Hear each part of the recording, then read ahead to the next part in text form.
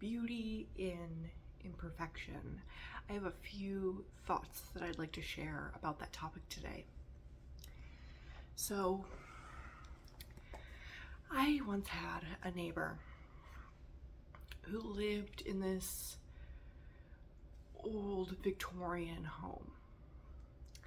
It wasn't fancy, it was a very well built home. It had those dark wood beams that are sturdy, and the thick wainscoting, and it had beautiful hardwood archways. It was very beautiful, well built, but not fancy. And it had a front porch that was cozy. There was a coziness about it because it had the windows in the front like so many of those Victorian homes have. It's more of a enclosed breezeway, I guess.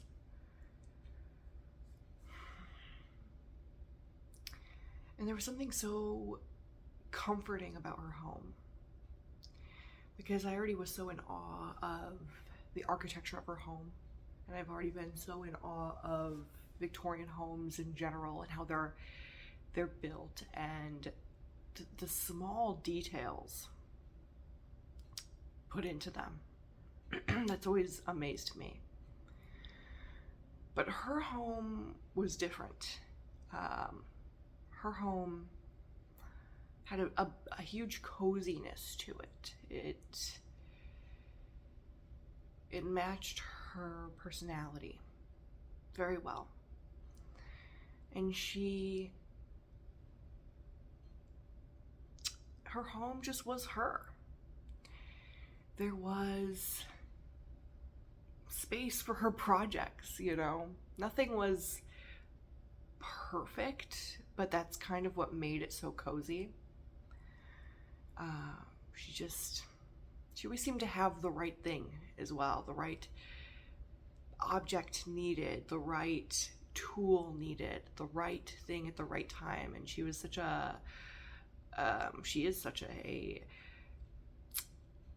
I don't want to say makeshift, but like a resourceful type of a person.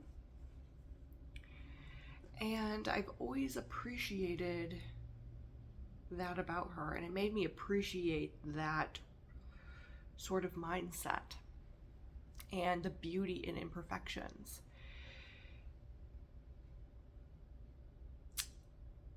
I always loved too how her table would be somewhat messy, but you could tell that she was in the process of making a puzzle or doing some small project.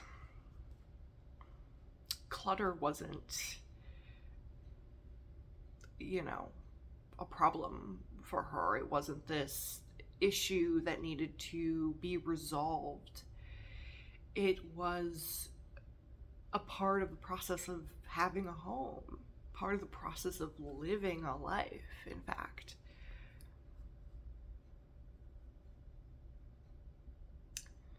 When you walked into her home, I think that added a coziness. The fact that she would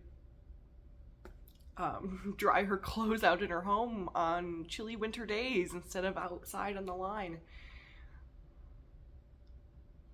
And she made do where to put them and hang them, and she had a little bit of a system, but you never know. Some place might work differently today, or maybe she'll have a guest over, and so she has to move them out of the way a little bit. And there was always snacks offered. There was always a comfy place to sit.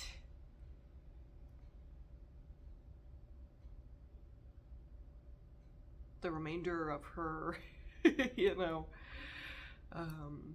fresh baked brownies, or,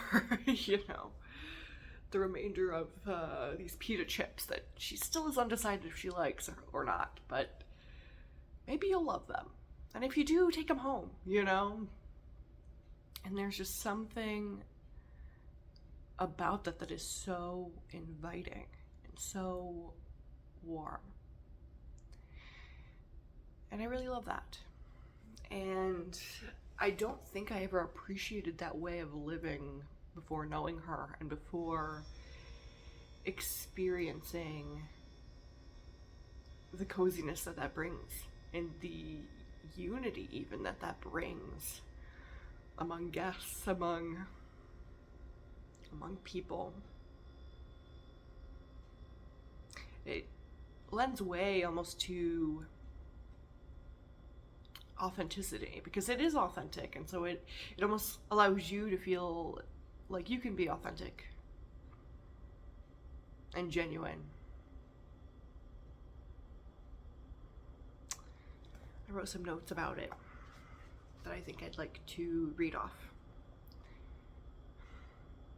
A house that's lived in.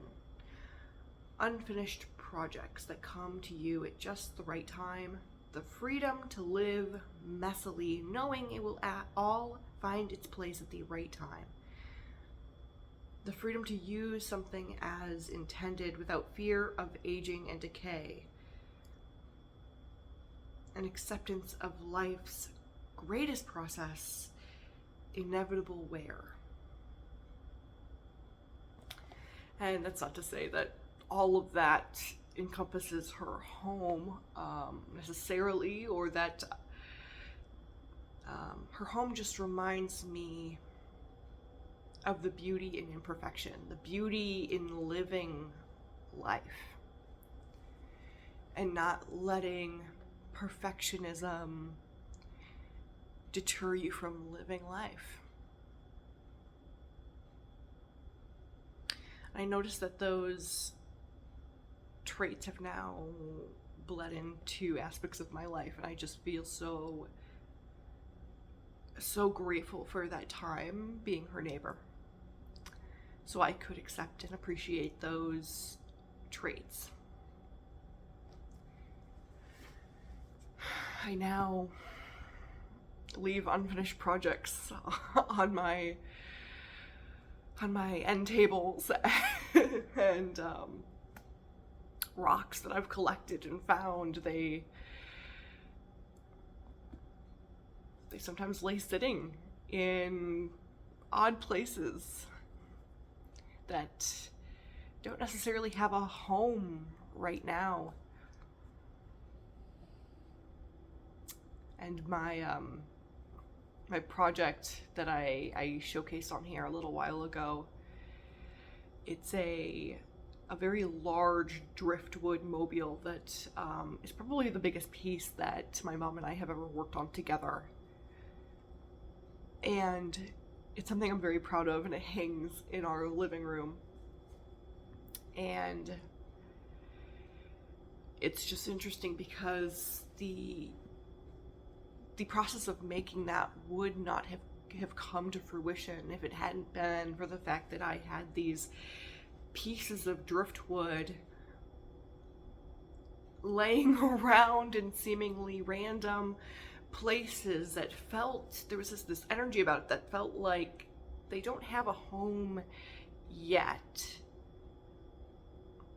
But living in that yet, knowing that one day it will come to fruition, one day they will find a home,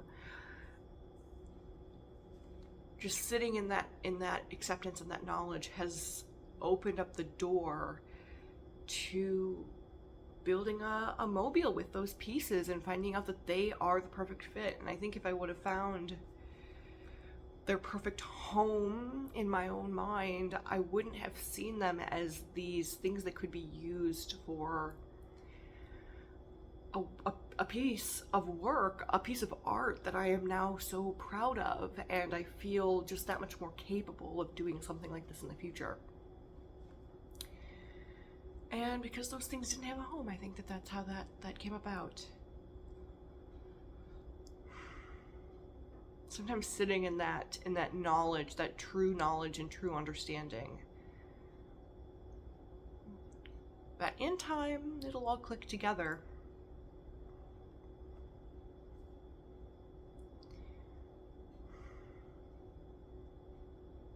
now find that to be so crucial when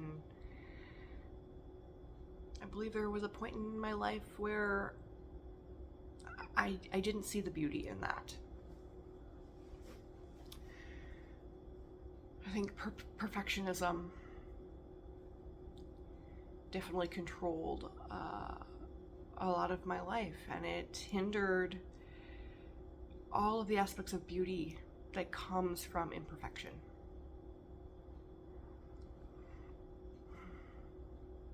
Hope you enjoyed this video.